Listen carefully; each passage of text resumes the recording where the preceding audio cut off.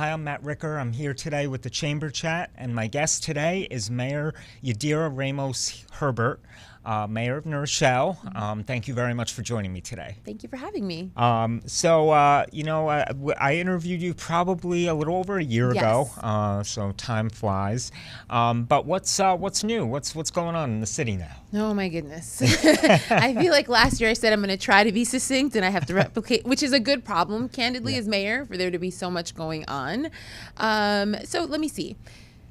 Last year, I talked about an investment that we were doing in our small businesses. It's part of the Vanguard initiative. Yeah. So the city gave $2.25 million in grants to small businesses, matching grants. I think we deployed to about 15 different businesses. And That's so, great. yeah. And they were able to use it for their interior, for their exterior, just to think about how they think about space for existing or for new businesses to come online.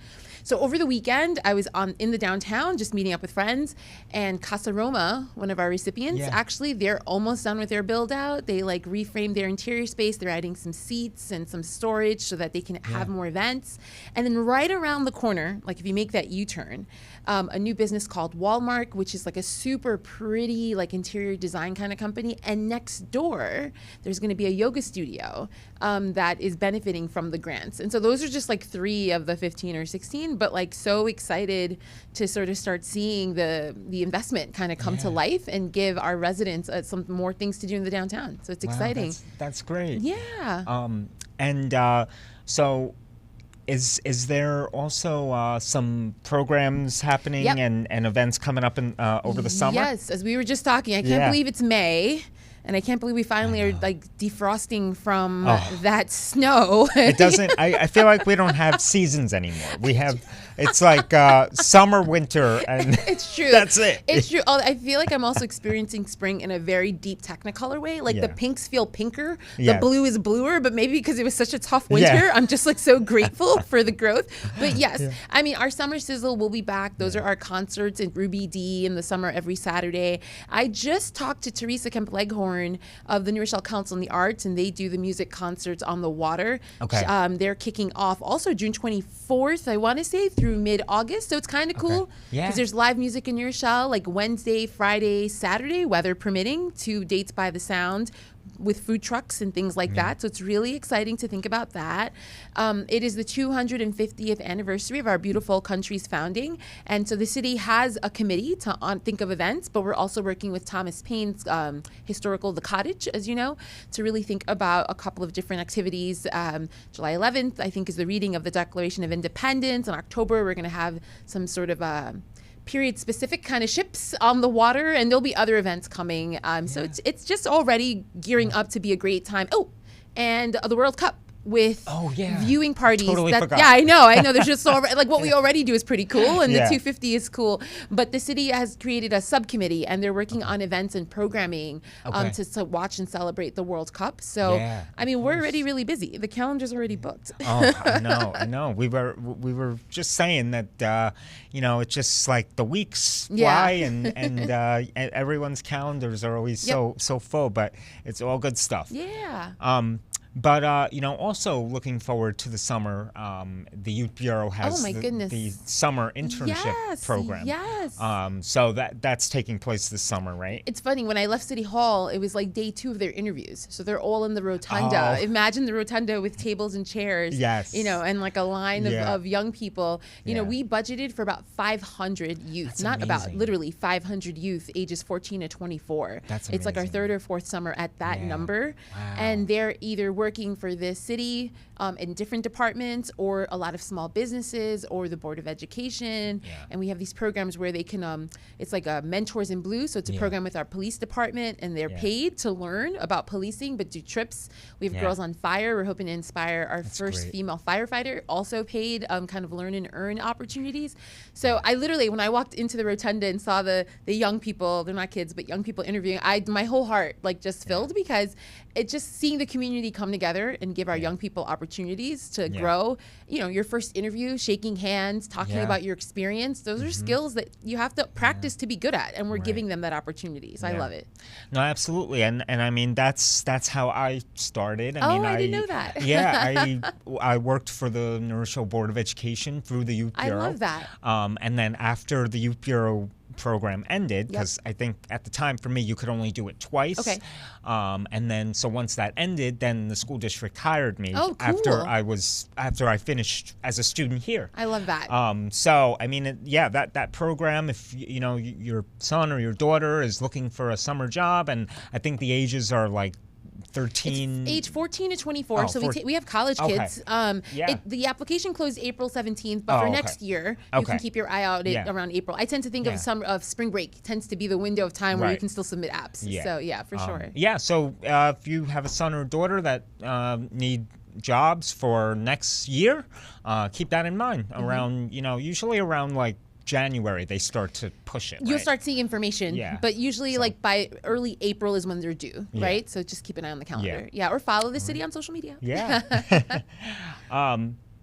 So then what other programs is your office looking to highlight? So something that I'm really excited about is on North and Main, we have a building going up, which I know there's a lot of buildings in New Rochelle.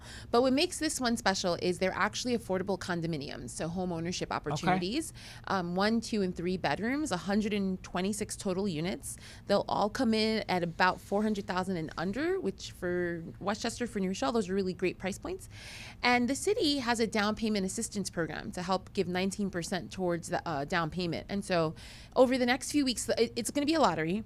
The lottery will open in September, but starting in May and June, you're going to see a lot of activation from the city, from your electeds, encouraging residents to apply to get a shot at this lottery. The building will open March 2027. So I'm excited about that because for all of the development of, which I'm proud of, I'm happy that we're offering a home ownership opportunity as well. Absolutely. That the developer, Bill Balcher, and then I think it's like L&M, they were able to figure out a way to carve out a deal to bring home ownership right on Main Street. So with all of the new buildings that people will be able to own a home and be a New Rochelle resident and get supported by the city on the down payment is really exciting. That's a win-win. Yeah, I'm excited. And because we're in Iona, I got to give Iona a shout out, the Heinz Institute. Speaking of the downtown, at 500 Main Street, we're going to be partnering with the Heinz Institute for like a small business hub. I don't know what the fancy name is yet, but essentially it'll offer small businesses an opportunity for networking, mentoring, co-working spaces. They'll be able to benefit from the brilliance of our students and staff at the Heinz Institute. And then our students and staff at the Heinz Institute will be able to contribute to the growth of the future of New Rochelle. So that's amazing. 500 Main is the new building. They actually just opened a Wingstop, another new business in the downtown. Yes. It was built in partnership with a church, New York Covenant. So the ground floor is like a church and a gym and just like a space for events. The church meets above that ground floor. Then there's residential. And then the Wingstop. And then this hub. Wow. So 500 Main Street is proving to be a fun place. Yeah. But the fact that Iona, and again, for young people to have experience like we just talked about, just another way that we're helping our young people get the experience they need to be successful adults. I mean, I think that's great that you have that partnership with Iona. I mean, it's good for Iona and it's good for the city. It's a win-win situation there as well. And not to get off topic, but I love seeing these new tennis facilities. And so we have the one that's in the Wackigill area, and then the one that's in the downtown area as well. I can't remember. So I think Tennis Innovator Academy off of Quaker Ridge. Yes, they have a location in White Plains outdoors, but the New Rochelle one is going to be year-round indoor. That's great. And then at the former New York Sports Club at 173 Huguenot, it's pickleball. Yes. The racket purist of which I'm one of them. Right. I just want to make sure. Two separate things. 13 indoor climate-controlled courts, and then I want to say 2 or 3 golf simulators. Yes. With a pro shop. There's parking. Yeah. And I'm looking at their social media. I went.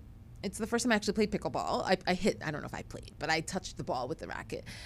It's a beautiful space, personally, I found.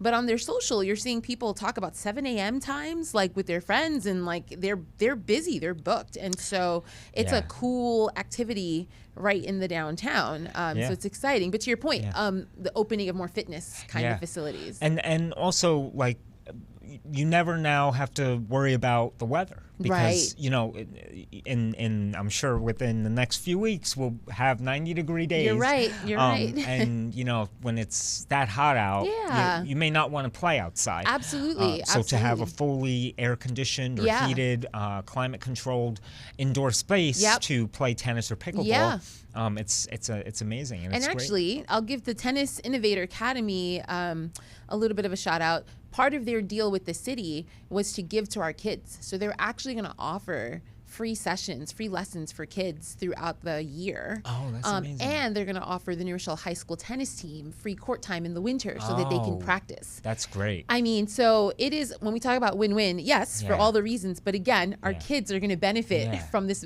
brand new facility and be exposed to the sport, you know, in a way that they might not otherwise be. And so it's really just wins on wins on wins. Yeah. That's great. Yeah. So and that's sort of a trend that we're seeing in many different cities across, at least in the Northeast. You know, a lot of these indoor facilities. So it's great to see. Yeah. So tell me about the building that's by New Rock, where like the holiday market was. What space, or the space that's in there? What is that being utilized for? Well, it's different. It's the old New Rock, right? So there used to be different stores. The holiday market, it's also where I hosted my State of the City last year, was the old Modell's. Maybe you remember. Yes. Used to be a Modell's. Yeah. So, you know, it's interesting because people's shopping patterns have changed. Like after New Rock was built, I think Ridge Hill was built, which is like more of the outdoor mall-y kind of area. You know, the Cross County Mall, similar to that outdoor county. So yes, but I'm excited. There's still a couple of really fun activations. The Parks Department has an indoor space called Downtown Rec. So it, again, to your point about being indoor, and it lets you manage climate and like different weather, heat, rain, snow. They've been able to program stuff for our community in the indoor space. It was built with a partnership with Audi. So excited for that, for Audi to open. They had to give us a benefit, and we got the indoor space.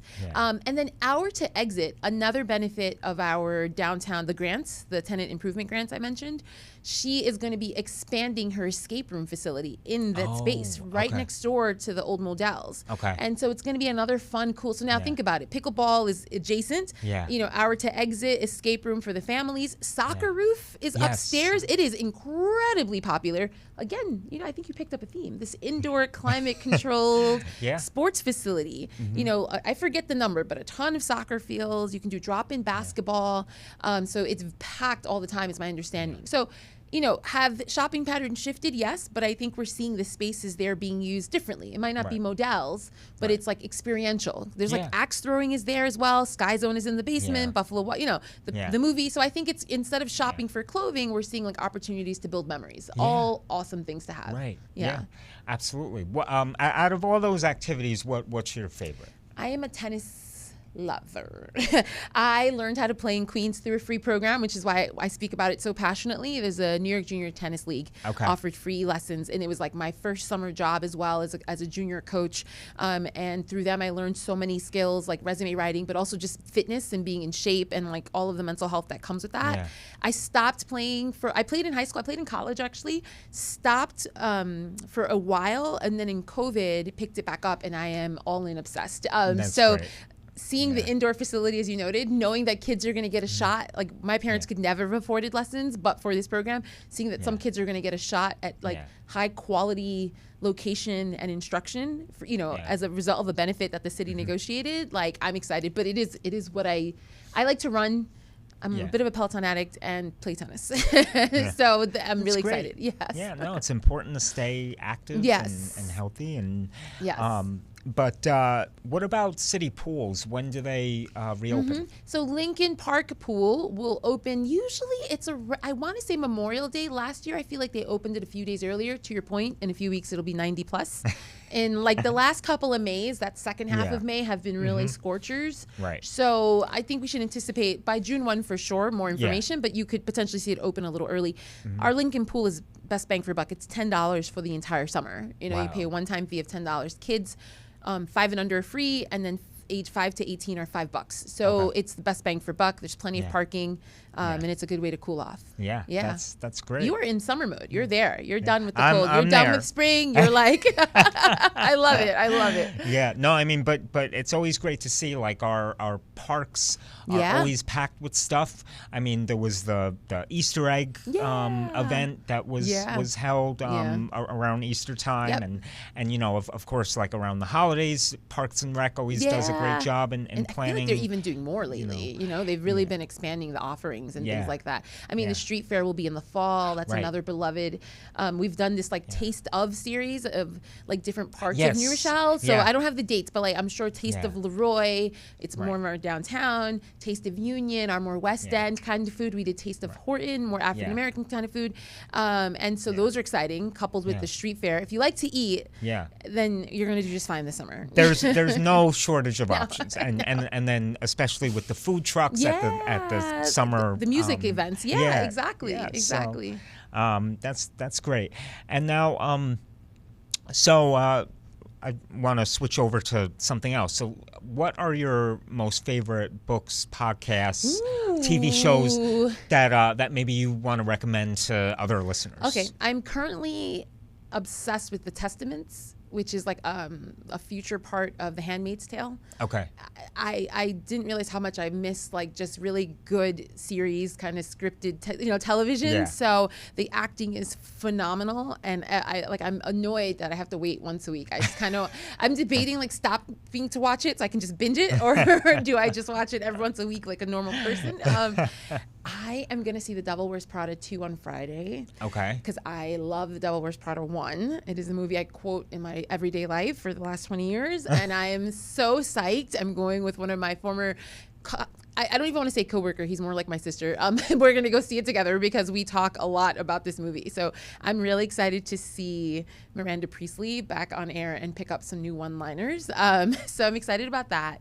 I just read this book called Yesteryear, which was really interesting. It's like a woman is it's like the impact of social media on your life as a family member, like what you project versus what the reality is, and how it can impact your.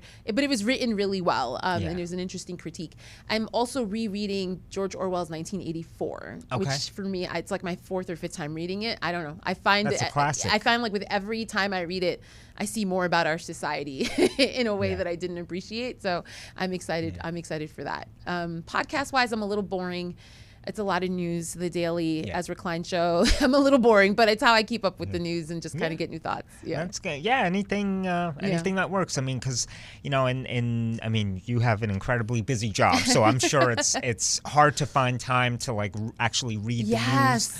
And if you just want a quick snippet of what's while going you're on, driving, a 5-10 minute. No, it's what I've been doing on the New York Times. Well, I guess a lot of but the New York Times for me, some of the articles they read to you, like it'll say it's like AI read or whatever. But to your point, if I'm sort of in line getting lunch, I can sort of have my AirPod in and listen to an article that I've been wanting to read, and sort of still move along in the line. So to your point, just leveraging technology to get information. Yeah, absolutely. Now, speaking of technology, what are some of the ways that the city is utilizing AI? Ooh, so I think one of the immediate ways, if you go on the city website, newrochelle.ny.gov, little plug, on the bottom right-hand side, you can ask questions to get information in plain English. Like you don't have to find like search terms. You can just say like, what, I know you just had the commissioner of buildings. Sorry, I walked out. I was like, where am I going? Yeah. So we walked out. I forgot. I could see the room, but I couldn't remember where it was. But like you could just say like, describe the building permit process for a kitchen, right? And that it'll pull information for you, which I think saves people from phone calls and emails and things like that. So that's exciting. The city launched an app, Mobile NR. And so it's one of these things where if you see something that you want to have addressed, you can take a picture, upload the picture, put your email, and then you're sort of in the queue for like addressing concerns, and you get letters. I actually do it. Wow. And you get a letter, like it prints out a letter with your name and information, and then you have like a ticket number, if you will, and then it kind of tracks it. So you can follow up with like, hey, what's going on? I see this drainage is full, just checking in.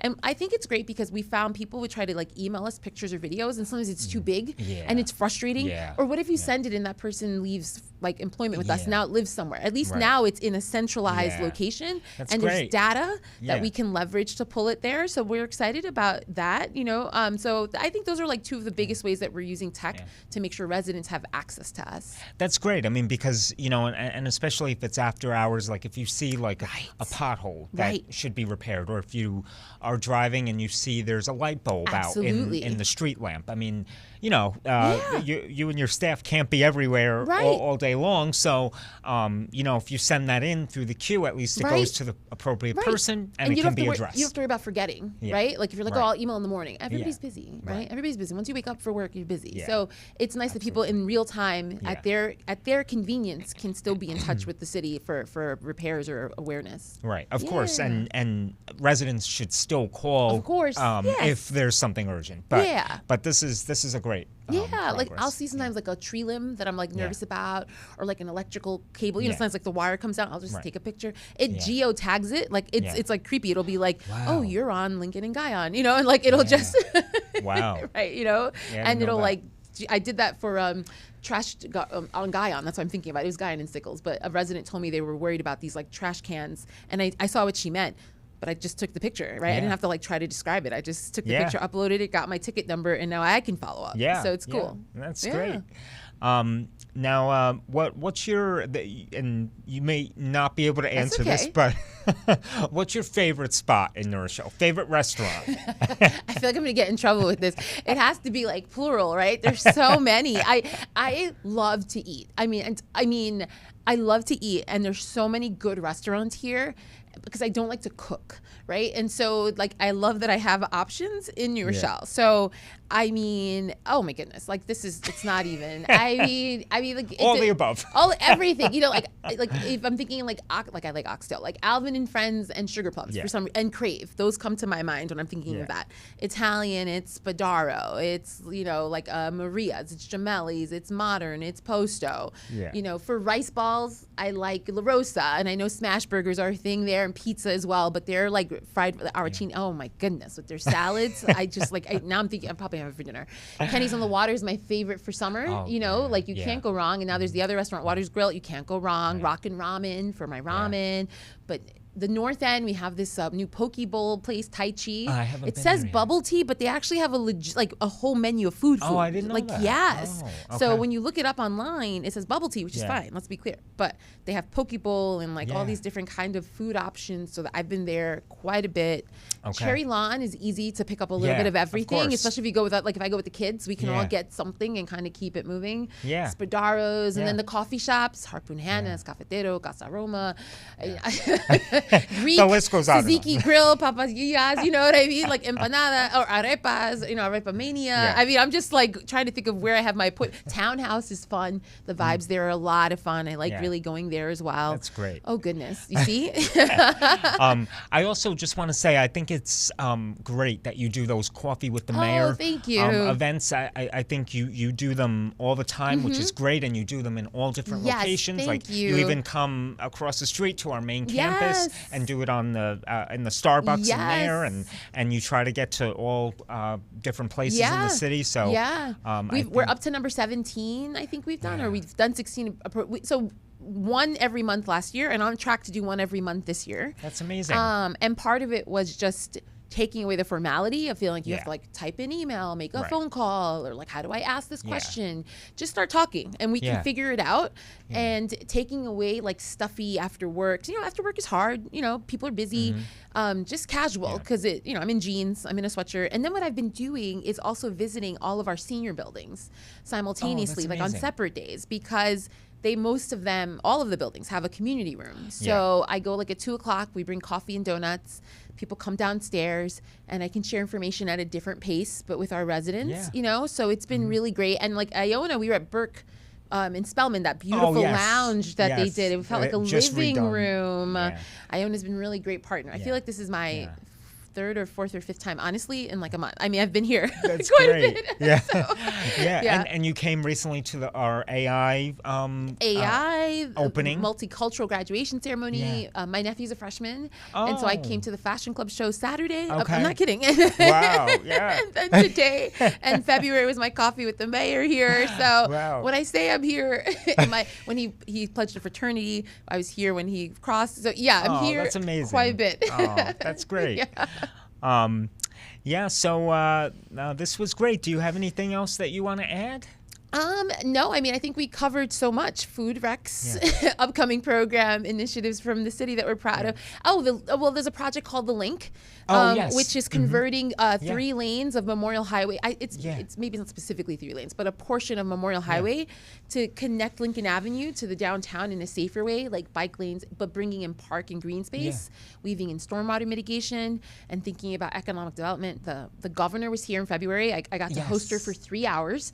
We actually visited the building with the condos. Actually, that's where we started because she wants to talk about housing.